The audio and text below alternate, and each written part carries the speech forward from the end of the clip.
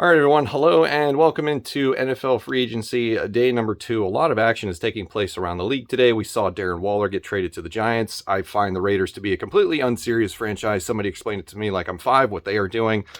We saw Stephon Gilmore right before I hit record get traded to the Dallas Cowboys. And we seem to be witnessing the Aaron Rodgers takeover of the New York Jets as both the future quarterback and current general manager, as he provides a list of his buddies that he wishes the team to sign. And one of them was signed today in Allen Lazard. 4 years, $44 million for Allen Lazard to go to the New York Jets. And allegedly, he would also like to see Mercedes Lewis and the petrified husk of a corpse of Randall Cobb join that team with him in New York for the 2023 season. So, wow, there is a lot going on with that. So, but today, Minnesota Vikings were pretty active. They made several moves. We're also going to talk about a move they made yesterday. So there is a lot to react to. So let's go through it one by one. I will try not to spend too much time on any one topic, and then we can have a discussion about this in the comments below. Let me know what your thoughts are on what the Vikings have done so far after 1.5 days of free agency. So yesterday, after I posted the Josh Oliver video, it was announced that Marcus Davenport is also going to be signing with the Minnesota Vikings defensive end, 1 year, $13 million. A lot of people made some comments on my video. Well, not a lot of people, a few of you made some comments on my video yesterday about how that was very unsettling for them. He comes in with, I think it was like 1 or a half a sack last year. So there's some concerns with productivity for, a $13 million cap hit, which I understand. The unknown is terrifying because we as a species simply fear what we do not understand.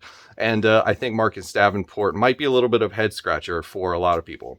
To me, I think this is just another Kwesi Adolfo move, similar to Josh Oliver yesterday, where he is just trying to find role players. So he can provide somewhat of a pass rush, get some pressures on the quarterback. I don't know if this means the end of days for either Zadarius Smith or Danielle Hunter in Minnesota. There's still a possibility Danielle Hunter could be traded. I think there's still a possibility that Zadarius Smith could be a cap casualty.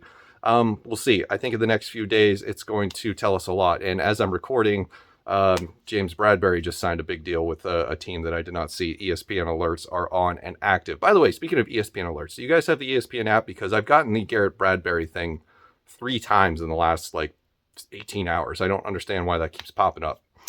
But anyway, spoiler alert, we're going to talk about Garrett Bradbury here in a minute. Also in the news for the Minnesota Vikings, Nick Mullens has re-signed as the team's backup quarterback. Completely fine with that.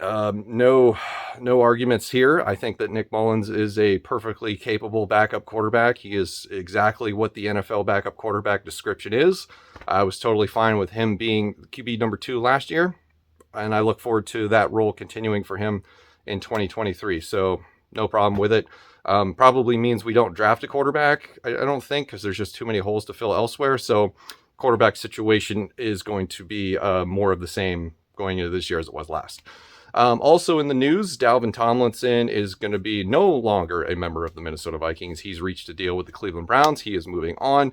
Kind of strange seeing that one, only because prior to the NFL Combine, it felt like there was several weeks where I saw a lot of Minnesota Vikings beat writers and media personalities talking about the potential of Dalvin Tomlinson being a key focal point of the Vikings defensive plans going into the season.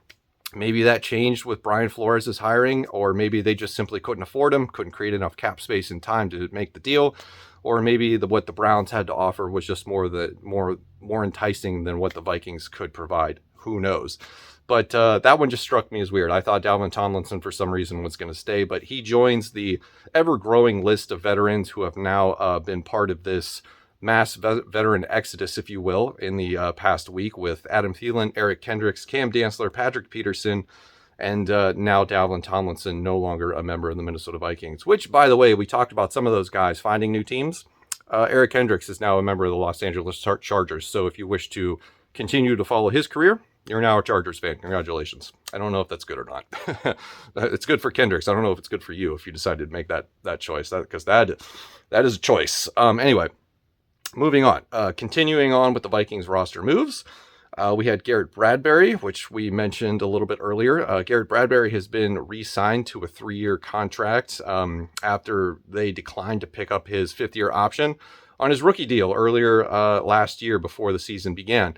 This one, Like, I kind of get it and I kind of don't, because I kind of get it in the sense that you're getting a starting center that and you know their capabilities, you know their flaws. They're part of the system. They know the offense. They have a thing with Kirk Cousins, your starting quarterback, where there's the chemistry exists, if you will. You don't have to build on that by breaking in a new center.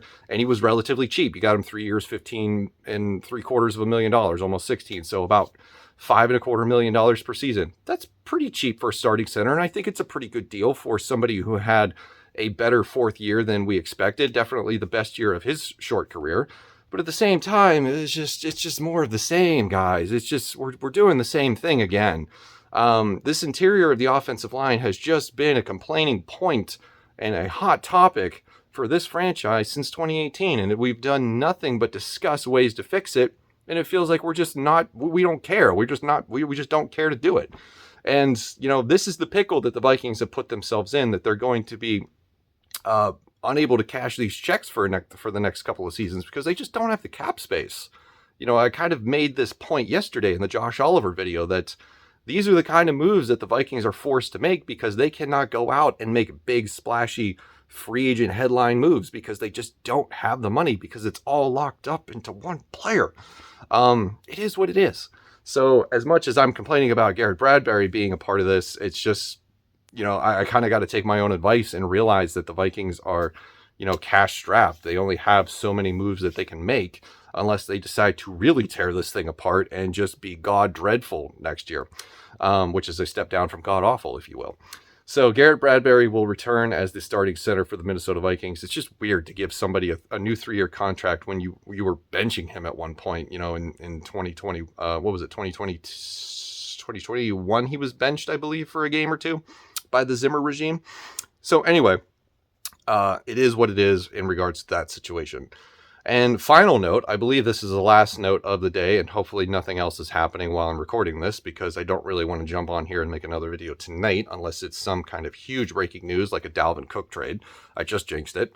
Kirk Cousins has agreed to a contract cap conversion, which we'll just call a rework, where he is going to be converting some money to a signing bonus. We're going to be pushing more money to further years down the road. I believe, if I read this correctly, they are adding more void years, at least 2, I think. And so that will free up $16 million in cap space for this year.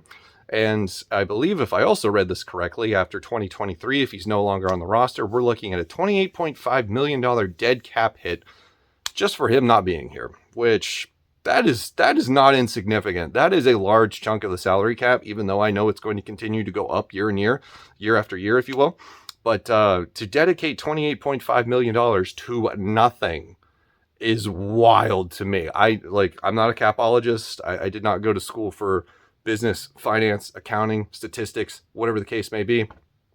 This strikes me as risky, to be willing to sacrifice this much of your financial future for a team this year that is definitely going to regress. They're not going to go 11-0 in one-score games this year. You got to start thinking about your future. And it looked like up until this point that they were seriously doing that with, getting rid of bloated veteran contracts. And I don't understand this one. I don't understand the Garrett Bradbury move. I do and I don't at the same time. This, I understand you had to create cap space somehow, but you continue to rob Peter to pay Paul. That is what this is. And we've been dealing with this ever since Rick Spielman stupidly gave him that 3-year, $84 million guaranteed contract. I don't care about the results on the field. I care about Kwesi Adofo-Mensah living up to what he said they wanted, and that was financial flexibility. You gave yourself financial flexibility for this season. Then what happens?